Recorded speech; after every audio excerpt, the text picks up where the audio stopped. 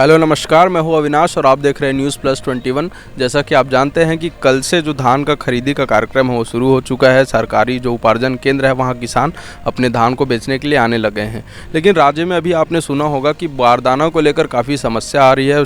राज्य में बारदाना नहीं है और बारदाना नहीं होने की वजह से उनके जो किसानों को जो है धान बेचने में बहुत समस्या आ रहा है।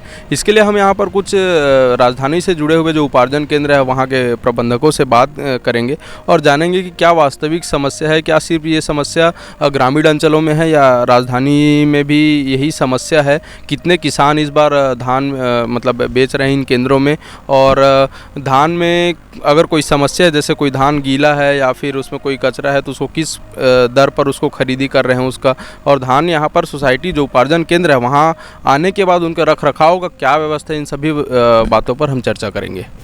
यहाँ धान खरीदी की व्यवस्था है। शासन के द्वारा हमें 16,000 बारदाना प्राप्त हुई है और हमारे यहाँ 496 कृषक का पंजीयन हुआ है, जिसमें प्रतिदिन हम लोग 400 कुंटल के हिसाब से शासन अपने जो टारगेट दिया 43 दिन का, उसके अनुरूप 400 कुंटल 450 कुंटल के प्रतिदिन हम लोग टोकन काट रहे हैं और 3 दिन तक कभी शनि शुक्रवार तक टोकन कटा हुआ है और किसान द्वारा नियमित धान लाया जा रहा है। छोटे किसानों के लिए तो बारदाना की समस्या हमारा जो मीटिंग हुई है कलेक्टर महोदय जी द्वारा लिया गया, जिसमें बोला कि गया कि छोटे किसानों को बारदाना के संबंध में नहीं बोलना है, बड़े किसानों के ही 25% बारदाना की व्यवस्था करने के लिए कहा गया है। तो हम टोकन काटने के पहले उनको आगाह कर देते कि भैया आप जैसा 100 बोरा धान लाते हो तो आपको 25 बोरा आपको स्वयं की व्यवस्था करना पड़ेगा।